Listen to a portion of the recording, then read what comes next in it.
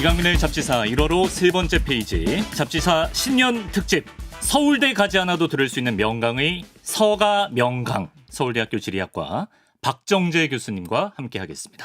교수님 안녕하세요. 네, 안녕하십니까. 아유 반갑습니다. 네, 반갑습니다. 네, 일단 우리 잡지사 구독자 여러분께 간단한 자기소개 한 말씀 부탁드릴까요? 네, 지금 현재 서울대 지리학과에서 기후학하고 생물지리학 뭐 이런 것들을 가르치고 그다음에 관련 연구를 하고 있는 박정재라고 합니다. 아유, 만나서 반갑습니다. 예. 네. 또 오징어 게임 시즌 2가 세계를 다시 강타하고 있는데 저희는 이정재 배우 대신에 박정재 교수님을 선택했습니다. 나와주셔서 감사드리고요. 네, 고맙습니다. 자, 이번에 교수님께서 쓰신 책이 있습니다. 저도 재밌게 읽어봤는데 제목은 사실 그렇게 재밌지가 않아요. 네. 인간의 시대에 오신 것을 애도합니다라는 책인데요. 앞으로 이 책과 관련해서 좀 얘기를 해주실 것 같은데 2주 동안 잡지사에서 어떤 내용을 들려주실 예정이신지. 예. 일단은 뭐 책 내용이 이제 인류세라는 그 용어와 관련된 것이기 때문에 인류세가 무엇이고 그 인류세라는 단어가 어떻게 생겨나게 됐고 그다음에 지금 현재 우리가 살고 있는 이 시기를 이제 사람들이 인류세라고 불러야 된다라고 얘기를 하고 있는데 그 이유는 무엇인지 그다음에 인간이 어떻게 기후를 변화시키고 있고 생태계를 교란시키고 있고 그다음에 다양한 사회 문제를 일으키고 있는지 이런 것들을 2주에 걸쳐서 제가 설명드리려고 합니다. 네. 반성하고 자성의 시간이 될 것 같은 느낌도 드는데. 네. 자, 좋습니다. 일단 첫 시간에 오늘은 말씀하신 대로 지난해 잡지사에서도 사실 몇 차례 다룬 적은 있습니다. 기후위기와 또 인류세라는 개념에 대해서 좀 배워보려고 하는데 정말 뭐 이 문제는 반복적으로 지속적으로 계속 얘기해도 좀 지나치지 않다라는 생각이 듭니다. 최근 우리 한반도의 기후가 정말로 예측 불허다 이런 말을 많이 하는데 이제 지난해가 됐습니다. 2024년의 날씨 어떤 특징을 보였다고 보시나요? 사실 여름에 열대야 너무 길게 이어졌죠. 근데 사실은 재작년에도 그랬습니다. 네, 그렇죠. 열대야는 이제 거의 일상화된 것 같다는 생각이 드는데 이게 열대야뿐만 아니고 9월에도 굉장히 더웠어요. 가을이라고 하는 9월에도 맞습니다. 더웠고 예. 10월도 생각보다 더웠고 11월에는 근데 갑자기 폭설이 내렸는데 네. 그 눈의 무게가 너무 무거워가지고 막 시설이 다 무너지고 그랬습니다. 맞습니다. 예. 그러니까 그 당시에 이제 해수면의 온도가 평소 때보다 굉장히 높았고 그리고 11월이니까 겨울에 들어가기 전이니까 대기 온도도 높은 편이었거든요. 그렇죠. 예. 그러다 보니까 대기 수증기량이 많아가지고 수증기량이 많다 보면은 눈이 습설이라는 형태로 내리게 되는데 습한 눈. 그렇죠. 예. 네, 그렇기 때문에 무거워가지고 이게 눈이 두껍게 쌓이게 되면은 막 지붕이 내려앉고 그렇게 여러 가지 피해를 일으키는 것이죠. 그래서 예. 어떻게 보면은 이러한 기상 이변의 하나라고 이제 볼 수가 있는데 앞으로 이런 기상 이변들이 점점 더 많아질 거다. 저는 그렇게 생각을 합니다. 예, 이런 추세를 계속 보일 것이다. 자, 근데 이제 기후변화와 관련해서 항상 좀 논쟁의 핵심은 이거였던 것 같아요. 이 지금 기후변화 나타나는 현상이 과연 자연스러운 변화냐 아니면 인간의 행동으로 인해 촉발된 인위적인 변화냐 이게 좀 핵심이었던 것 같은데 좀 이에 대한 답을 좀 찾기 위해서 인류가 살기 전부터 이 지구에서 있었던 어떤 기후변화의 패턴 이런 걸 좀 이해해보면 도움이 되지 않을까 이런 생각이 드는데 자, 지구가 생기고 지난 46억 년 동안 어떤 좀 큰 일들이 있었다고 보십니까? 사실은 최근에 이제 생물종 다양성 감소 속도가 빠르다 보니까 6번째 대멸종이라는 말을 하시는 분들이 늘기 시작하고 있거든요.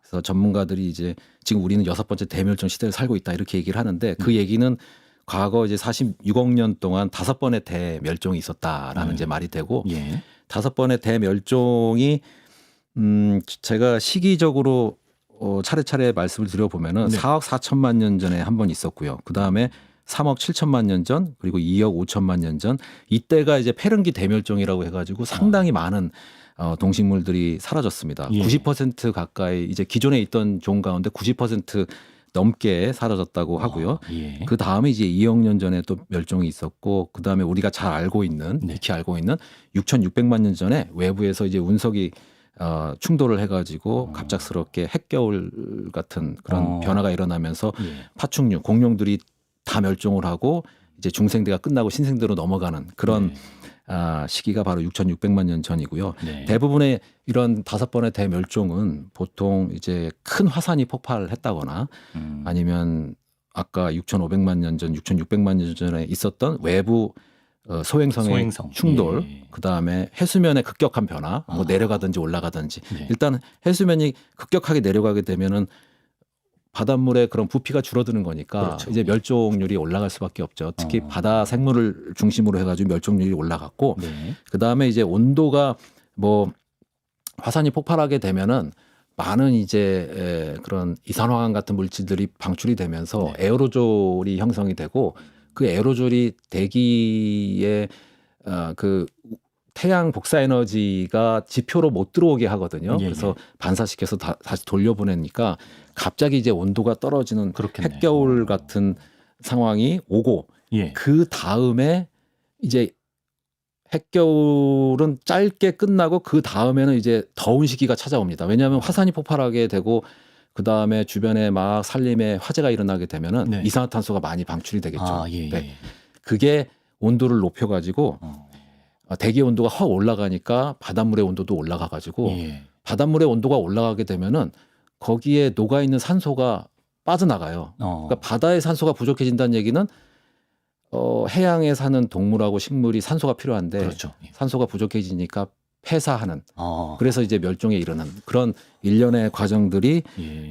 과거에 이제 수차례 있었다는 것이고요. 네. 그다음에 또 빙하기가 도래했을 때도 또 멸종률이 올라갔고, 뭐 이러한 여러 가지 이유 등으로 해서 네. 과거 5번의 대멸종이 있었는데, 지금의 우리가 살고 있는 이 시기를 6번째 대멸종이라고 부르는 이유는 그만큼 과거의 5번의 대멸종이 준하는 속도의 멸종 이 일어나고 있다. 그러니까 우리가 그거에 대해서 좀 주의를 기울여야 되고 경각심을 가져야 된다. 네. 이런 차원에서 전문가들이 6번째 대멸종이라는 말을 점점 더 많이 사용하고 있습니다. 멸종의 과정이 좀 빠르게 일어나고 있기 때문에 네, 우리가 네, 경각심을 가져야 된다라는 네, 네. 건데, 그러면 그 빙하기와 간빙기가 이제 번갈아서 나타나고 요 패턴은 언제부터 시작됐다고 봐야 되는 건가요? 그게 이제 우리가 제4기라고 하는 시기가 이제 흔히 빙하기라고 하는 시기인데요. 제4기 신생대 안에 그쵸. 제4기. 신생대 제3기는 좀 따뜻했던 시기고 제4기는 추워서 빙하기라고 부르는 시기인데, 예. 제4기가 한 258만 년 전부터 시작이 됐거든요.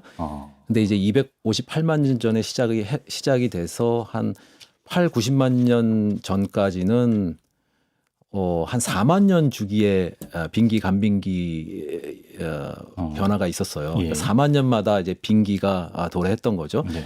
근데 이제 8, 90만 년 전 이후부터는 이제 10만 년 주기로 빙기하고 간빙기가 번갈아 가면서 나타납니다. 10만 년 주기로요. 예, 예. 그러니까 우리가 대체로 보면은 8, 90만 년 전 이후부터는 이제 10만 년 주기로 빙기가 나타나고 간빙기가 나타나는 게 이제 정상적인 거라고 볼 수가 있는데, 8-9번 바뀌었겠네요. 그렇죠. 예. 네, 그렇게 됐고, 네.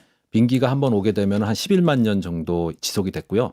간빙기가 한번 오게 되면 10,000년 정도 지속이 됐는데, 우리가 살고 있는 이 현재의 간빙기를 홀로세라고 하는데, 예. 그 홀로세는 11,700년 전부터 시작이 됐거든요. 예. 그 얘기는 홀로세가 이제 끝나도 이상할 게 없는 거죠. 간빙기는 보통 10,000년 정도 그렇죠. 지속됐으니까 네. 우리 이제 17,000년 넘게 가고 그렇죠, 있으니까. 그렇죠. 네, 예. 11,700년. 11,700년. 네, 17,000년이 어쨌든 아니고요. 넘었네. 네, 11,700년. 그러니까 1,700년 정도 넘었다고 이제 보시면 되는데, 하여튼 10,000년 정도 지속이 되는 게 간빙기의 기간이니까 네. 이제 곧 빙기가 와도 이상할 것은 없거든요. 예. 그래서 1960년대만 해도 네. 미국에서 언론에서 우리가 이제 다음에 올 빙기에 대비해야 된다.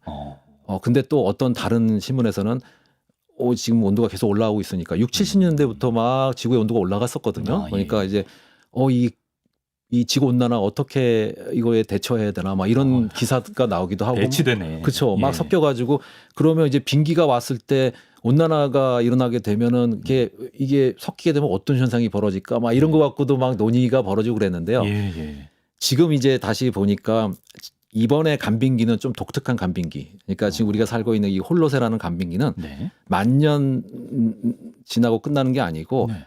앞으로도 한 4, 5만 년은 더 지속이 될 것 같다라고 지금 얘기하고 있습니다. 그러니까 우리가 이제 다음에 올 빙기는 걱정할 게 없는 거죠. 빙기는 한 3, 4만 년, 4, 5만 년이 지나야 네. 올 가능성이 있다라고 얘기를 하니까요. 이번 간빙기가 그렇게 긴 거는 인간과는 관련 없는. 인간과는 관계가 없고요. 예. 지금 이제 태양을 중심으로 지구가 이제 공전을 하는데 예. 공전 궤도가 상당히 원형에 가까워요. 네. 네. 이게 타원형에 가까워야 빙기가 오던 간빙기가 오던 하거든요. 근데 이제 그 메커니즘은 너무 복잡하니까 제가 설명 안 드리겠지만 예, 예. 지금은 이제 태양을 중심으로 지구가 원형을 그리면서 어. 공전하고 있기 때문에 운이 좋네요, 우리가. 뭐 그렇다고 볼 수도 있지만 예. 이제 그 4, 5만 년 후에 빙기가 온다는 것도 아주 확실한 건 아니니까요. 우리가 예. 예상을 그렇게 하는 거고. 예. 그래서 이제 음. 우리가 이제 당분간은 이제 빙기 걱정은 안 해도 되는데 네. 무서운 거는 지구 온난화죠. 지구 온난화가 더 진행이 돼가지고 지금 우리가 살고 있는 이 간빙기보다 확연하게 다른 뭐 저는 이제 초간빙기라는 말을 자주 쓰는데요. 예. 그런 초간빙기가 왔을 때 네. 이거에 어떻게 대처할 수 있을 것인가. 왜냐하면 초간빙기는 과거 그 한 200만 년, 250만 년 동안 그런 초간빙기라는 그런 시기는 없었거든요. 초간빙기라는 말을 쓰신 거는 네. 뭐 빙하가 녹는 정도가 아니라 더 뜨겁다 이 얘기인가요? 그렇죠. 그러니까 지금 예. 우리가 살고 있는 이 간빙기는 과거에 이제 수십 차례 있었는데 예.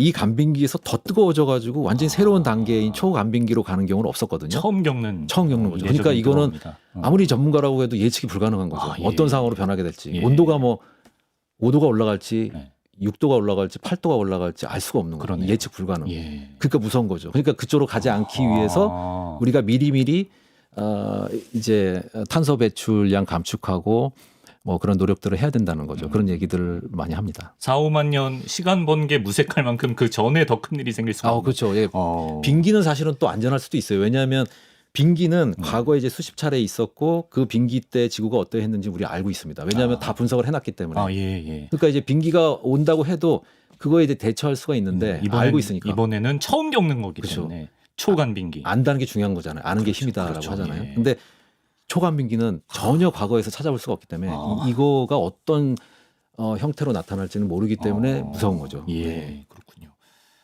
근데 궁금한 게 우리가 지금 사는 시기를 홀로세라고 한다 하셨잖아요. 네네. 홀로가 무슨 뜻입니까? 이게 혼자 홀로가 이제 뭐 여러 가지 뜻이 있는데 예. 지금 이제 지질학자들은 완전히 새로운 그런 뜻으로 이제 이제 간주하고 이제 홀로신이라는 말을 썼고요. 신은 이제 시대라는 뜻이고요. 홀로는 완전히 새로운, 완전히 새로운 시대. 왜 완전히 새로운 시대냐면 예. 이게 11,700년 전부터 이제 인간이 농경을 하기 시작하면서 자연 환경을 교란시키거든요. 뭐 나무도 개간, 뭐 땅도 개간하고 네, 나무도 네. 베고. 그러니까 완전히 인간 중심적인 사고라고 이제 볼 수가 있는데 사실은 우리가 살고 있는 이 홀롯에도 그 이전에 있었던 간빙기랑 다를 게 하나도 없는데 단지 다른 거는 인간이 주도적으로 막 자연 환경을 교란시켰기 때문에 네. 우리 인간이 연구를 하고 밝히고 지지시대 구분하고 그러는 거잖아요. 예. 그래서 특별한 시대라고 해서 완전히 새로운 시대, 홀로신이라는 이름을 붙인 거죠. 그렇군요. 근데 요즘에 이런 얘기를 합니다. 홀로세는 이제 끝났고 인류세 시대다. 이런 얘기를 저도 많이 들어봤는데요. 네. 이건 뭐 어떤 의미에서 이런 얘기가 나오는 겁니까? 그러니까 이제 홀로세가 시작이 된 게 11,700년 전인데 네. 그것도 제가 아까 그 태양을 중심으로 지구가 원형을 그리면서 그리고 있다 뭐 이런 얘기를 했는데 네. 이제 밀란코비치 사이클이라는 게 있습니다. 그러니까 자연적으로 빙기 간빙기가 이렇게 나타난 원인이 이제 밀란코비치 사이클이라고 부르는 세 가지 요인에 의해서 나타난 거거든요. 네. 그 세 가지 요인 중에 하나가 아까 네. 이제 공정 궤도가 이제 원형이냐 타원형이냐 뭐 이런 건데 네. 이제 복잡하니까 그건 말씀 안 드리겠지만 과거에 빙기하고 간빙기가 교차하면서 나타났던 거는 자연적인 요인에 의해서 나타난 거예요. 네. 그래서 네. 태양하고 지구 간의 관계가 변하면서 이제 나타났다고 보면 되는데 홀로세가 끝이 나고 인류세가 시작이 된 것 같다라고 이제 과학자들이 얘기하는 이유는 지금 상당히 뭔가 변화가 확실하게 일어나고 있는데 기온도 변화하고 있고 생태계 교란도 심각해지고 있고 그 변화가 자연적인 요인에 의해서 일어나고 있는 게 아니고 순전히 인간에 의해서 일어나고 있다. 그래서 이거는 과거 지질시대 구분은 다 자연적인 현상에 의해서 예. 그걸 기준으로 해서 나눈 건데 네. 지금 인류세는 완전히 인간이 교란을 너무 심하게 하면서 나타나고 있는 새로운 시대이기 때문에 이거를 따로 물론 아주 짧은 시기지만 예. 따로 큰 지지시대로 새롭게 구분할 필요가 있다라고 얘기를 하는 것이죠. 예. 네. 그럼 인간이 무슨 짓을 그동안 한 겁니까? 만여 년 전에 벼농사를 짓기 시작하는 게 또 컸던 것 같고 네. 그 이후에 또 어떤 터닝 포인트가 있었을까요? 뭐 이제 한 10,000년 전에 이제 농경을 시작해서 8,000년 전에 본격적으로 농경이 시작이 되면서 예. 대기 중에 이산화탄소 농도가 이제 올라가고요. 또 5,000년 전에 이제 동아시아에서 변온경을 시작을 하거든요. 근데 예. 변온경이라는 것은 우리가 이제 물을 대고 이제 작물을 그렇죠. 키우니까 예. 물에 잠기는 면적이 늘어나니까 거기서 이제 메탄가스 같은 게 많이 방출이 됩니다. 네. 이제 물에 잠기면 산소가 부족해지니까 이제 현기성 환경이 되면서 메탄가스가 방출이 되는데 메탄가스도 아주 효과적인 온실가스죠. 네, 오히려 이산화탄소보다 더 온실 효과가 큰 온실가스가 메탄가스인데 네. 이 메탄가스가 5,000년 전부터 많이 방출이 되기 시작하면서 또 대기의 조성을 바꿨고 그거에 의해서 기온 변화도 있었고요. 네. 그 다음에 또 인간이 일으켰던 교란이 이제 16세기, 17세기에 있었는데 예. 그때 이제 대항해 시대라고 해가지고 그렇죠. 서양 사람들이 뭐 신대륙에 도착하고 이제 발견이란 말을 쓰지 말자고 막 하더라고요. 예. 원래 인디언 아메리카 원래 있던 분들인데 뭘 원주민들이 발견해. 있었으니까요. 예. 예. 그래서 이제 도착을 하고 네. 엄청나게 플랜테이션 농업을 아주 집약적으로 합니다. 그러다 예. 보니까 이제 자연 훼손이 아주 심각해진 것이죠. 그 다음에 이제 18세기, 17세기, 18세기의 산업혁명. 네, 산업혁명 하면서 또 탄소가 많이 대기 중으로 배출이 됐고요. 네. 그 다음이 20세기에 1950년부터 녹색혁명이 성공을 거두면서 인구가 급격하게 늘어나거든요. 그 결과 또 전 세계의 지구 환경하고 사회 환경이 빠른 속도로 변하게 되는데 그 빠른 속도로 변하는 시기를 우리가 대가속 시대라고 얘기합니다. 대가속 시대. 1950년 이후를 대가속 시대라고 얘기하는데 예. 그때도 자연 환경에 많은 변화가 있었죠. 그래서 지금 말씀드린 1950년, 그 다음에 산업혁명 17세기, 18세기, 그 다음에 대항해 시대 16세기, 16세기, 17세기. 산업혁명이 18세기, 19세기네요. 그러니까 그렇죠. 1750년부터니까 네. 산업혁명 18세기, 19세기, 대항해 시대 16세기, 17세기, 그 다음에 그 전에 변온경의 시작, 그 다음에 그 전에 농경의 시작. 네. 이런 시점을 이제 인류세의 시작으로 보면 적당하다라고 네. 이제 얘기를 하는데 사람들마다 조금 생각이 다 달라가지고 예. 어디를 인류세의 시점으로 잡을 것인가 갖고 이제 많은 논쟁이 벌어지고 있는데 이제 많은 사람들이 대가속 시대 아까 1950년 예. 많은 변화가 있었다고 그랬잖아요. 네. 대가속 시대를 지지하고 있지만 또 다른 많은 사람들은 또 산업혁명이 인류세의 시작으로 적절하다라고 네. 얘기를 하기도 합니다. 그래서 지금은 대가속 시대냐 산업혁명이냐 이거 갖고 이제 논쟁을 거듭하고 있는데 사실 이런 것들이 이러한 불분명한 점들이 한 몇 달 전에 인류세를 공식화하는 투표를 했는데 부결이 됐거든요. 그래서 부결이 됐어요. 예. 그래서 인류세가 공식 지지시대 이름으로 받아들여지지 않았습니다. 그렇구나. 네, 그 몇 달 전에 있었던 투표가 예. 이제 지질학자들이 중심이 돼가지고 이 인류세라는 이름을 공식 지지시대 이름으로 받아들일 것인가 말 것인가를 결정하는 투표를 했거든요. 예. 근데 이제 부결이 됐어요. 부결된 이유가 네. 지금 이제 그걸 지지하는 사람들이 내세운 그 인류세 시작 시점이 이제 대가속 시대인데 네. 대가속 시대보다는 산업혁명파가 있구나. 산업혁명이 더 맞는 것 같은데 예. 이렇게 얘기하는 사람들도 있고 네. 뭔가 이제 의견의 조율이 안 됐던 것도 인류세 자체를 부정하는 건 아니고 그 시점, 그 시작점에 대한 이견이 있어서 부정하기도 합니다. 왜냐하면 그래요? 예. 과거에 이제 지지 시대를 구분할 때는 네. 뭔가 생태계 대격변 아까 말씀드렸던 다섯 번의 대멸종이 있었던 시기가 주로 이제 지지 시대를 구분하는데 하나의 기준이 됐거든요. 예.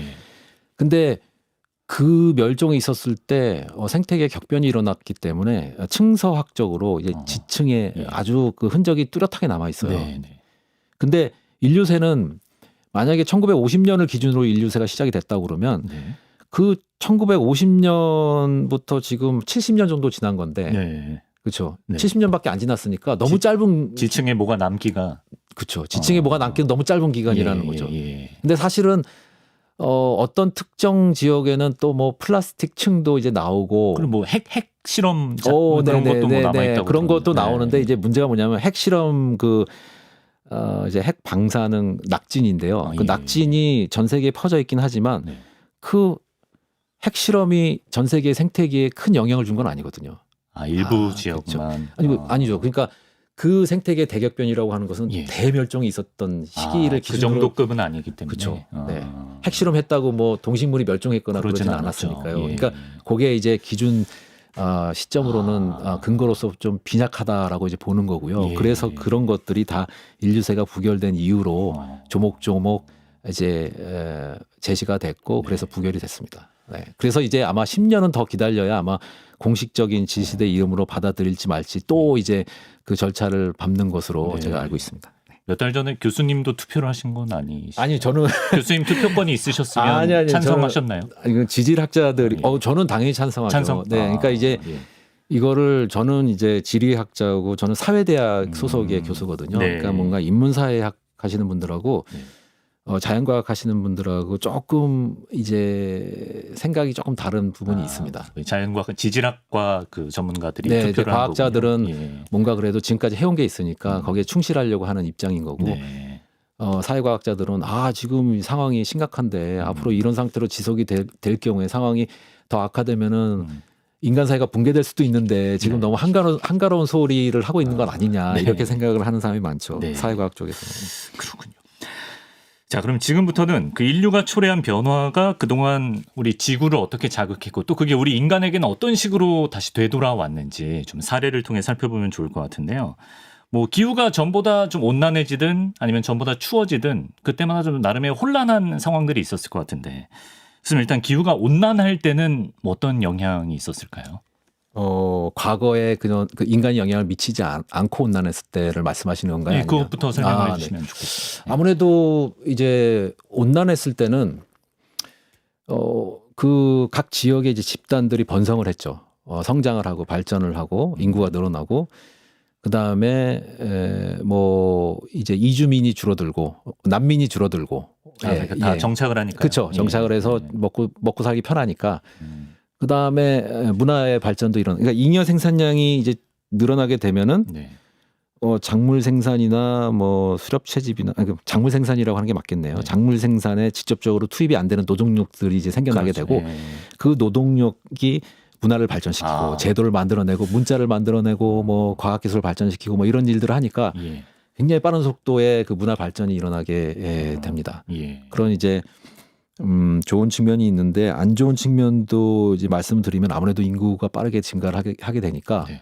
주변의 생태계에 큰 부담을 안기게 되고 예.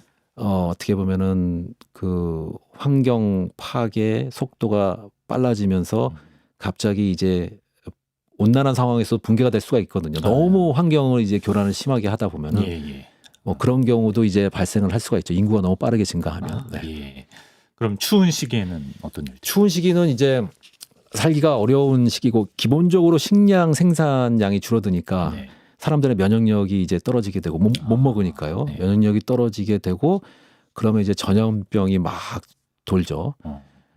그리고 먹을 게 부족하니까 이 집단 내에 갈등이 벌어지게 됩니다. 하위 계층하고 이제 지배 계층하고 하위 계층 사람들은 너네들이 정치를 잘못해가지고 우리가 먹고 살 먹을 게 없다. 예. 그러면서 이제 데모를 하고 항의를 하고 네. 그 과정에서 내란이 발생하기도 하고 이제 엘리트 지배 계층 같은 경우는 그런 걸 무마하기 위해서 이제 군대를 조직해가지고 외부 다른 나라들을 침공을 하죠. 그래서 물자를 약탈해 오는 그런 전쟁을 벌이게 되는데 그래서 전쟁을 벌여서 다른 나라를 무너뜨리고 거기서 물자를 강탈하는 데 성공해서 네. 가지고 오면은 이 집단 구성원들의 이제 불만을 누그러뜨릴 그렇죠, 수 있으니까 그렇죠. 그러면 이제 더 그 나라가 이제 기반이 튼튼해지면서 나라가 더 발전할 수 있는데 그렇지 못한 나라는 이제 무너지는 거죠. 네. 그 무너지게 되면 이제 난민이 막 발생을 하게 되죠. 네. 난민이 발생하고 막 퍼져 나가면서 예. 또 문화가 이제 막 섞이고 전달되는 그런 그런 뭐 좋은 기능도 있습니다. 그러니까 이제 뭔가 좀 떨어지는 문화를 갖고 있던 집단이 다른 선진 문화가 이제 들어오는 그런 네. 기회가 되기도 하고요. 네. 그러니까 뭐 여러 가지 이제 기후가 사실은 그 과거의 그런 사회 집단에 네. 저는 뭐 엄청난 영향을 미쳤다. 이제 국가가 이제 정립이 되고 뭔가 국경이라는 게 확실하게 세워지기 전까지는 네. 이런 기후가 변화할 때마다 특히 이제 기후가 한랭 건조해질 때마다 먹을 게 부족해지면서 사람들이 막 이주를 하고 그 과정에서 막 유전자가 섞이고 또 문화도 전달이 되고 농경 같은 것도 기술도 전달이 되고 뭐 언어도 전달이 되고 뭐 그렇죠. 다양한 일들이 벌어졌을 것이다라고 이제 추정해 볼 수가 있습니다. 예. 네. 또 이런 시각을 설명해 주신 분은 또 잡지사에서 처음이신 것 같아서. 아, 네. 사실 책에서도 너무 재밌었던 게 네, 네. 그럼 그 기후 변화로 인한 사회 문화의 어떤 역사적 순간 뭐 큰 뭐 우리가 아는 뭐 사건들 이런 게 우리 역사에서도 좀 찾아볼 수 있는 게 있습니까? 네. 네. 제가 이제 한 두 가지 정도 제가 한 대여섯 가지 정도를 말씀을 보통 드리긴 하는데 이 자리에서 한 두 가지 정도 좋습니다. 예. 예. 말씀드릴게요. 네. 일단은 그 장수왕의 평양천도는 저는 기후 변화가 확실히 영향을 미쳤다고 보거든요. 장수왕의 평양천도. 네, 네, 네. 예. 이게 이제 우리가 장수왕이 국내성에서 평양으로 천도한 이유를 역사학자들은 지금까지 이제 국내성이 너무 협소하기 때문에 대국 고구려의 수도로 어울리지 않는다 이렇게 생각을 한 게 있었고 또 네. 오랫동안 국내성이 수도였다 보니까 그 국내성 기족이 너무 강성해져서 왕권을 강화하기 위해서 또 다른 평양으로 다른 지역인 평양으로 옮겼다 이런 가설도 있었고요. 예. 또 다른 거는 이제 평양이 대동강변에 있으니까 당시에 이제 그 남북조 시대에 남조의 중국 왕조들 네. 중국 국가들하고 이제 교류하기 편하기 때문에 그런 대동강변에 이점이 평양으로 옮겼을 것이다. 뭐 이렇게 생각하시는 분들도 계시고 예. 한 세 가지 정도 이야기가 나왔었는데 네. 기후를 얘기하신 분들은 거의 없었어요. 역사하시는 분들은 사실은 이렇게 환경이 뭘 결정했다라고 얘기하는 것을 상당히 꺼려하십니다. 시각이 네. 좀 달라요. 예. 그렇죠. 이제 지리학자들은 환경 결정론적인 얘기를 많이 특히 저같이 자연지리 하는 사람들은 이제 많이 하곤 하는데 장수왕 때 기후가 어땠길래 그렇습니까? 네. 예. 그게 그 장수왕 때 제가 직접 분석을 해보니까 예. 제주도의 그 동수학이라고 하는 오름에 네. 퇴적물을 분석해봤더니 예. 기온이 한 기온 후부터 시작해가지고 한 420년, 30년 그때까지 계속적으로 떨어졌어요. 네.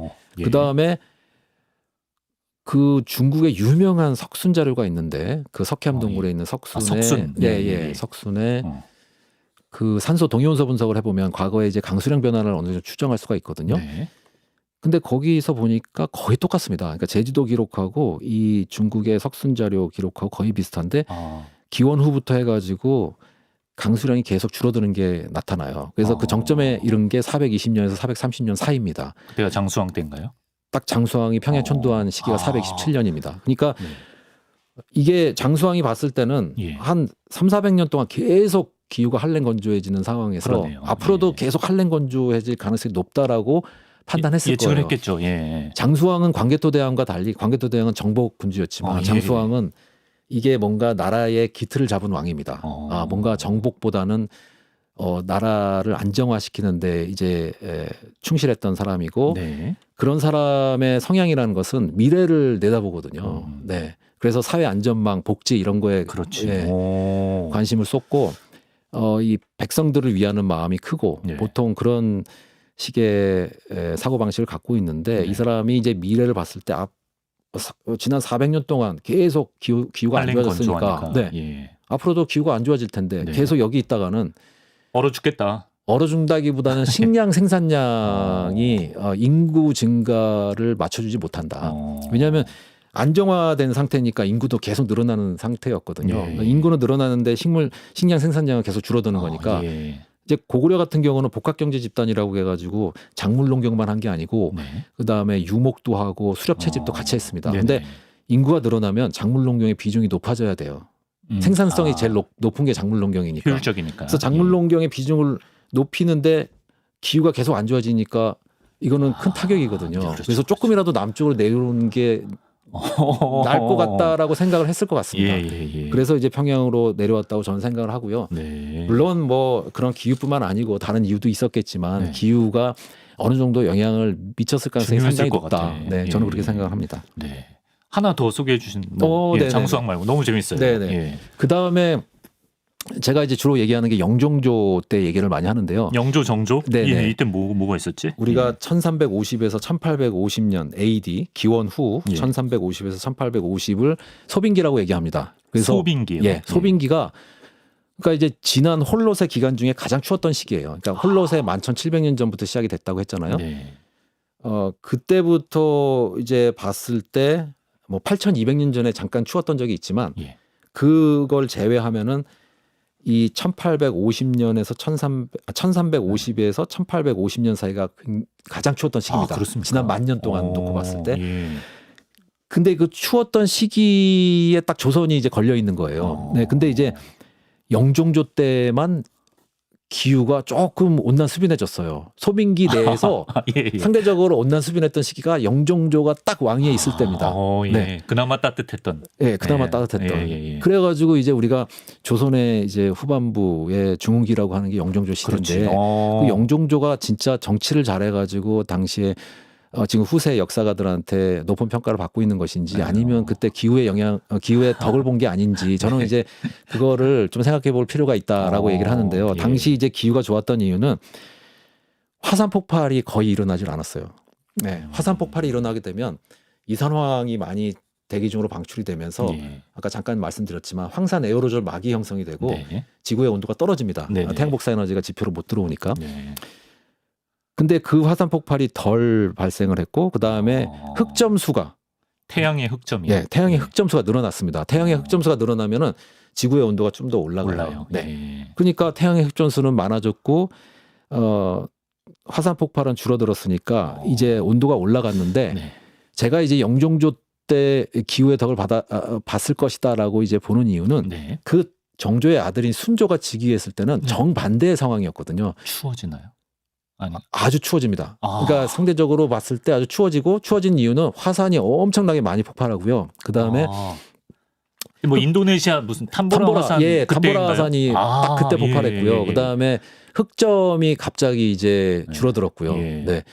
그러니까 이제 순조 때 보면은 이 밀란의 시대 이제 그 19세기를 밀란의 시대라고 얘기하는데 예. 그 밀란의 시대가 시작된 시점이 이제 순종이 이제 왕위에 있을 때거든요. 그때 이제 대표적인 밀란이 홍경래 난이거든요. 홍경래 난. 네, 홍경래 난부터 해가지고 못 살겠는 이유가 있었네요. 그렇죠. 예. 네. 그러니까 이제 그 당시에 두 번의 큰 화산 폭발이 있었습니다. 예.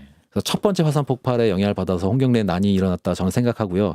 그 다음에 있었던 게 1815년 탐보라 화산인데 이때는 탐보라 화산 때는 우리나라만 영향을 받은 게 아니고 유라시아 전역이 다 영향을 받아가지고요. 미국, 유럽 할 것 없이 막 옥수수가 밀 가격이 그냥 천장부지로 솟아서 사람들이 고생을 했고 그 이제 암울했던 사회 분위기가 반영된 게 프랑켄슈타인이라는 소설책이에요. 그 소설책이 딱 1817년, 18년 이때 출간이 됐는데요. 그렇군요. 네, 예. 그 1815년 탐보라산 폭발하고 1816년 여름이 없는 해라고 해가지고 예. 여름이 너무 추워가지고 식물 생산, 작물 생산량이 안 확 되고. 감소를 했거든요. 그러니까 사람들이 먹질 못하니까 사회 불만을 막 쌓여가고 기후는 안 좋고 그러니까 사회 분위기가 안 좋고. 당연히 조선도 네. 영향을 받았겠지. 그래서 그 네. 소설책 보시면은 예. 상당히 분위기가 안 좋습니다. 프랑켄슈타인은 암울하죠. 최초의 SF 소설이라고 얘기하는. 예. 그래서 인간도 상당히 부정적으로 묘사하고 자연도 부정적으로 묘사하는 게 이제 SF 소설. 하필 순조가 프랑켄슈타인인데. 그때 걸렸네요. 예. 그때 순조가 이제 1815년에 어. 그 탐보라산에 직격탄을 맞았다. 맞았다. 저는 그렇게 생각을 하고요. 이거 감안해 줘야 됩니다. 사실 그 사람을 평가할 그래서 때 이제 있어서 불쌍하다고 이제 볼 수가 있는 거고 예. 영종조는 운이 좋았다라고 이제 볼 수가 있는데 정조는 조금 예외인 게 네. 정조 때 큰 화산이 하나 폭발을 했어요. 아이슬란드에서. 아이슬란드에서 네. 예. 당연히 몰랐겠지 조선에선. 네. 근데 터졌는데 그게 희한하게 일본의 그 화산 폭발의 영향을 받아가지고 네. 엄청나게 큰 대기근이 덴메이 대기근이라는 대기근이 발생을 합니다. 일본에서. 예. 그래가지고 막 이 교토 이런 데서 예. 막 희생자가 막 이제 강둑에 널려 있고 막 이런 기록들이 남아 있어요. 네. 그러니까 엄청나게 많은 사람들이 이때 대기근으로 죽었는데 네. 조선은 정조가 이제 아무래도 뭔가 좀 민생 안정에 신경 쓰던 왕이어서 예. 그랬는지 몰라도 예. 그때 막 화성 만들고 수원에 화성 그렇죠. 만들고 예. 잘 나갔던 때거든요. 그러니까 이제 정조가 이제 어떻게 보면은 정치를 뭐 후반부에는 조금 뭐 문제가 있었습니다만 그렇지. 전반부에는 상당히 잘했다라고 이제 볼 수가 있고 그 당시에 그 화산 폭발로 사실은 프랑스에서는 대혁명도 일어납니다. 그러니까 예. 대혁명이 1789년일 거예요. 근데 그때 화산 폭발할 때쯤이에요. 그때가. 네, 그러니까 이제 화산 폭발이 유럽에서는 혁명을 일으키고 일본에서는 대기근을 가져왔는데 우리는 우리는 괜찮았다. 괜찮았다. 정조가 이제 왕위에 있을 때죠. 네. 그건 또 정조의 어떤 뭐 뛰어난 통치력 이런 걸 우리가 짐작은 해볼 수 네, 있겠네요. 근데 예. 그걸 감안해도 순조 때랑 비교하면 정조 때는 훨씬 낫다. 훨씬 낫다. 네. 아 순조 순조는 정말 재평가해드려야 됩니다. 왕이었습니다. 네. 예. 이거 재밌네. 이런 거 나중에 박광일 우리 역사 작가 나오시는 분이랑 네. 같이 얘기해봐도 너무 재밌을 것 같아요. 예. 시간이 많이 지나서 그밖에 우리 민족의 역사에서 기후 변화가 어떤 영향을 미친 게 있는지 보니까 여기 우리 한민족의 뿌리가 기후 난민에서 시작이 됐다 이런 얘기도 있고요. 몇 네. 가지 소개해 주시고 마치면 좋을 것 같은데. 예. 다 끝났나요? 아닙니다. 한 10분 정도 더. 네네. 예, 금방 시간이 지났네요. 예. 그러니까 이제 제가 이제 최근에 쓴 책에서 한국인이 기후 난민이다라고 이제 표현을 했고 왜 그런 표현을 했냐면은 한국인의 형성 과정에서 기후가 많은 영향을 미쳤다라고 믿고 있기 때문에 그렇거든요. 그래서 우리나라 사람들의 기원을 찾아보면은 네. 과거에 이제 중국의 양쯔강에 살던 사람들, 황하강 유역에 살던 사람들, 그 다음에 좀 더 위쪽에 요동 요소 지역, 요하 유역에 살던 사람들, 그 다음에 만주연해주 쪽에 아무르강, 흑룡강이라고 하는 아무르강 유역에 살고 있던 사람들, 이 네 집단의 사람들이 이제 기후가 변화할 때마다, 기후가 안 좋아질 때마다 막 움직이면서 섞였어요. 제가 아까 얘기했지만 기후가 안 좋아지면 막 이동이 막 그렇죠. 일어나게 됩니다. 네. 그래서 막 섞여가지고 요동 요소 쪽에 이제 그 네 집단이 섞여서 요동 요소 쪽에 있던 사람들이 또 기후가 안 좋아질 때마다 네. 남쪽으로 내려왔는데 예. 주로 이 남쪽으로 내려오려고 할 때 목표 지점은 황하 유역이었는데 네. 황하 지역은 굉장히 경쟁이 심하죠. 아무래도 이제 넓은 땅이긴 하지만 사람들이 이제 많이 있다 보니까 그렇죠. 예. 그중에 일부가 조금 사람이 적은 한반도 쪽으로 오자. 그래서 요동의 산지를 건너가지고 평야 지대는 작지만 네. 그 블루오션. 이제 블루오션 같은 데죠. 네. 이제 한반도 쪽으로 이제 사람들이 이제 내려오는데 네. 그게 이제 기후가 한 5,000년 전 이후로 500년 주기로 안 좋아지거든요. 그건 자연적으로 안 좋아지는 겁니다. 예. 500년 주기로 안 좋아질 때마다 네. 그때 요동요소 쪽에 있던 사람들이 내려오고 해가지고 섞여서 한민족이 형성이 됐고 그 중에 일부는 또 일본으로 건너가서 또 일본인을 형성을 했고 네, 일본에는 조먼 수렵 채진민이라고 수렵 채진민의 세력이 좀 컸는데 예. 그 한반도에서 넘어간 사람들하고 이제 조먼이 섞여서 지금의 일본이 형성이 됐어요. 그래서 지금 현대 일본인을 유전체 분석을 해보면 90%가 한반도에서 넘어간 사람의 유전자고 나머지 10%는 원래 일본 열도에 있던 조먼 수렵 채진민의 유전자입니다. 그래서 9대1 정도 되는 거죠. 네. 그래서 기후 난민의 역사다. 네, 그래서 이제 한국인이나 일본인은 기후 난민이라고 이제 볼만한 여지가 있다라고 이제 생각을 하는 거죠. 예. 네. 이건 무슨 얘기입니까? 기후 변화가 이어지면서 우리 한반도에서 벼농경 집단 세력이 좀 약해지고 복합 경제 집단이 우세해졌다. 예. 그게 이제 처음에 한반도의 벼농경이 전파된 시기를 저는 이제 3,700년 전에서 3,200년 전 사이쯤으로 보거든요. 네. 마찬가지로 요동 요소 쪽에 있던 사람들이 이제 농경 기술을 갖고 있던 사람들이 내려와서 금강 중하류에 이제 정착을 해가지고 거기서 이제 벼농경을 우리나라에서 처음으로 하게 되는데 그 벼농경민들 아무래도 처음 시작한 벼농경이니까 기술이라는 게 조악했을 테고. 예. 또 제가 아까 얘기했지만 500년마다 기후가 안 좋아졌다고 얘기했잖아요. 네네. 그러니까 이제 한 2,800년 전부터 이제 또 기후가 안 좋아지기 시작했거든요. 송국리 쪽에 있던 벼농경민들이 그 나빠지는 기후를 극복하기 위해서 남쪽으로 내려옵니다. 조금 남쪽으로 내려오면 좀 더 나은 땅을 찾을 수 있을 거라고 생각했겠죠. 네. 그 중에 일부가 이제 일본으로 건너가서 야요이 문명을 일으켰고요. 그래서 이제 한반도가 이제 조금 비어 있을 때 또 요동 요소 쪽에서 추우니까 또 내려온 거예요. 네. 그 내려온 사람들이 이제 점토 대토기 문화인이라고 해서요. 네. 원래 송국리 쪽에 있던 그런 벼농경민들이 이제 일본으로 건너가서 일본인의 형성에 주된 역할을 했다면 예. 요동 요소 쪽에 그 다음에 내려온 점토 대토기 문화인들이 어느 정도 비어 있던 한반도에 들어와서 지금 한국인의 그런 뭐 이렇게 선조가 됐다라고 이제 보시면 됩니다. 그러니까 유전적으로 기여를 많이 했다라고 이제 보실 수가 있죠. 점토 대토기 문화라는 거는 그 점토 대토기라고 하는 거는 그 토기가 있는데 토기 그 주둥이에 대를 하나, 그러니까 띠를 하나 더 둘러가지고 토기 이름이에요. 네, 예. 그래서 덧띠토기라고도 얘기하고요. 예. 한자로 점토 대토기라고도 얘기를 하는데 네. 그 토기를 사용한 사람들을 점토 대토기 문화 집단 뭐 이렇게 표현을 하고 네. 그 사람들이 이제 고조선에서부터 나온 유민이라고 이제 봅니다. 네. 그래서 이제 그 사람들이 고조선 혹은 뭐 12대영자 문화 집단 뭐 이런 얘기도 하는데 뭐 여하튼간에 그 요동 요소 쪽에 있던 사람들이 이제 점토 대토기라는 그런 문화를 갖고 이제 내려와가지고 한반도를 채운 것이고 네. 그 다음에 기원후로 들어가서는 이제 고조선하고 부여 유민들이 또 내려와서 또 한반도 쪽 들어와서 또 유전적으로 많은 기여를 하고요. 예. 그 사람들이 또 일본으로 건너가서 이제 뭐 고훈 문화나 아스카 문화나 이런 문화에 또 영향을 주고요. 네, 그래서 이게 다 이제 연결이 된다고 보면 되죠. 요동 요소에서 한반도 그다음에 일본까지. 네. 예. 야, 이걸 우리 역사 시간에 배웠던 거를 기후와 왜 연결지어서 안 배웠는지 모를 정도로 우리가 날씨에 얼마나 취약합니까 사람이? 아니, 예, 이런 기후 자료가 최근에 다 나온 거기 때문에. 최근에 네, 많이. 그다음에 유전체 자료도 다 최근에 나온 겁니다. 최근에 다 최근에 뭐 5년 정도 예. 뭐이 정도에 나온 거기 때문에 뭐 역사책에 나올 수도 없고 그다음에 역사학자들은 이제 문헌 기록에 충실하거든요. 그렇죠. 문헌에는 안 나와 있으니까 네. 이런 거는 이제 저 같은 사람이 이제 책으로 쓸 수 있는 거지 네.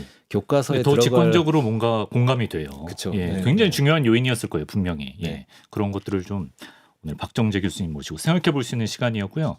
다음 주에는 저희가 또 대멸종에 관한 이야기를 교수님과 함께 나눠보도록 하겠습니다. 자, 오늘 첫 시간 마치겠습니다. 박정재 교수님과 함께했습니다. 교수님 고맙습니다. 네, 고맙습니다.